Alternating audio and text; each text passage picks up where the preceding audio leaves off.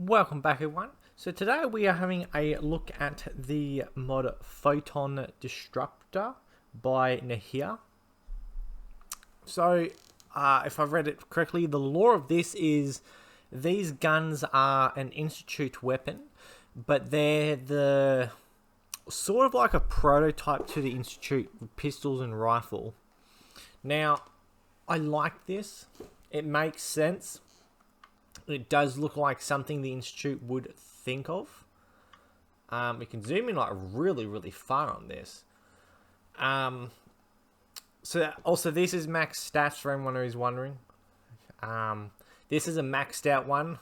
I fiddled around with the one earlier for starting this. And yeah, it's quite interesting. Love the design. As you can sort of see, that little, it's like a little bulb there. I believe that conducts like the electricity or sort of thing, which I really love. I love the, like, there's like copper on it. As you can see there, very nice indeed. I don't know if there's any, oh, and there's another one on the side. Also, that actually reminds me of the Tesla coil thing from Fallout 3. Another thing I love about that, very nice design as is with that as well. Very well put together. I'm not sure what these little parts down here are. These little slot things here. I'm not sure, but still very nice, very nice. So as this is my my preference for this. Now the recoil on this, non-existent pretty much. So this is, we will just put the display back on a little bit. So that is 28 in the mag. And then you see this fires pretty fast. This is the auto, by the way. So as you can see, there's like hardly any recoil. Also, for anyone, I'm very, actually I'll get to something else by the end of this video. Something a bit different, sort of. Anyway, but yeah, I love the fact, and see, this is what laser weapons should be like, because you like obviously like there's a bit of recoil. Like there was a bit of recoil, a bit more. I love that design of the We look at that. One moment. So I like it. I love the way the steam pops out of it, and again, makes sense. It's a sort of first-hand institute weapon, as you can actually see now with the Tesla coil type thing on the inside. That's got the electricity going. You've also got on the sides there the little light bulb things. They've got electricity going through them. Now I believe this is the radiation one, because as you can see, like there's the green light. But we shall have a look at this quickly and figure that out. So I believe this has pretty much all the same sort of modifications as any normal one. Now the semi-automatic pretty makes it like, so it's as fast as you can hit the trigger, I've learnt. There is a few barrels, but a lot.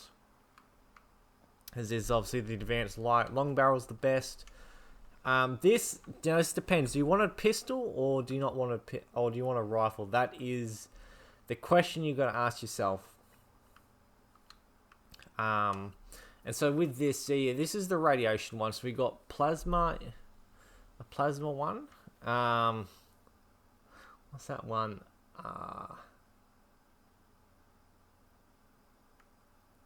Okay, that pretty much just increases the ammo, like the amount in the mag. Energy one. Ooh. Increase rate of fire.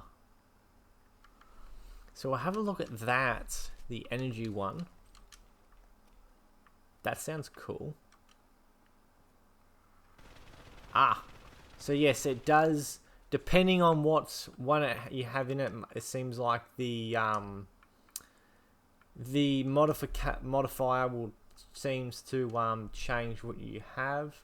So that's semi-auto as well. Although that's thought that says Semi-auto only. Let's have a look at this then. Is it? Okay, it is semi-auto. So it's like the Ghost rifle, that one. Quite nice still. Very nice. And then we've got Combustor.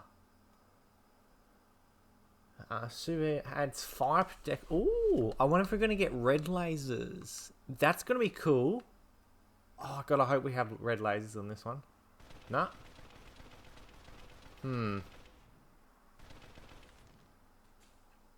Okay, we weren't meant to be getting fire, although we aren't setting down targets. And that's what I've got to speak about at the end of this. And that with my other mods. Splitter. Modify splitter. Energy change projectile fragments in the beams. Splits in 7 projectiles. That sounds amazing. Is this going to be semi-automatic though?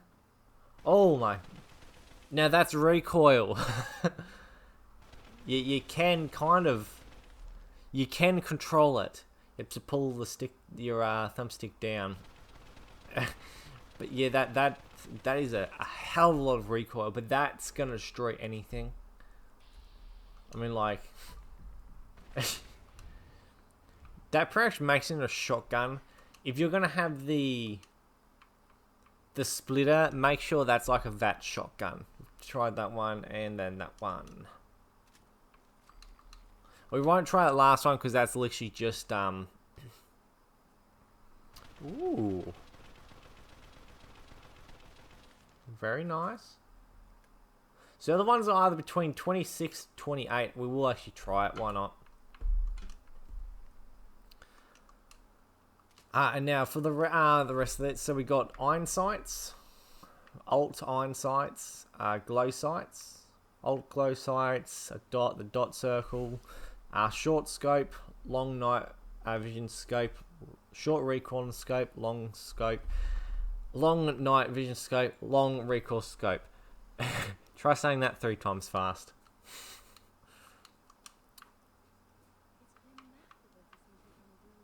So, okay, that's 47. So that's pretty actually, if you want to fire, I suppose, a bit longer. My favourite, honestly, is kind of the splitter, because that does, like, an immense amount of damage. That's just, like, that's so much. Actually, I will just say, actually, well, I'm just looking at this. That reminds me of the design when it's up like that, of the... floater, the fire floater grenade for Fallout 76. That's what that reminds me of, honestly. Now, unfortunately, they do not go on racks. Hopefully, they can be changed in the future, because I think, yeah, if you've got like if you're going to like an Institute playthrough, definitely download this. Definitely 100% download this. Because you find them on the Gen 1s and 2s, I believe it is. I think you find them on all since. Now, one of my biggest problems for me, personally, I've always had with the Institute is they are technically the strongest faction, but they've also kind of got the worst weapons. Because, well, not actually the worst, but anyway. So the Brotherhood steals one, like one of their guns might do, say, 25 damage, while the Institute's will do 20. Now, a lot of people have said over the years, obviously, why is the Institute's weapons inferior, right? But the reason why they're technically inferior, because they're all used by Gen 1 and 2 since. So something like this actually makes a lot of sense. It looks incredibly cheap in a lot of ways when you think about it. Like you look at this, like the red's like this could be a bit of plastic. The stock, I think that's the stock. This part back here. That looks like it's made out of like a hard black plastic. The hand part, I can't remember half of them are called, but like these 2 hand parts, they look like they're once again made out of hard black plastic. The copper probably isn't too hard to get. That part there, the little we'll go and look in this through here. The little light bulb type thing. that looks like a very premium, like not premium, primitive type light bulb. And the copper, same thing, would probably be reasonably cheap. The Tesla coil inside that looks pretty expensive though. But then like the wire again looks cheap enough to build. So yes, by all means, this makes sense for their weapons.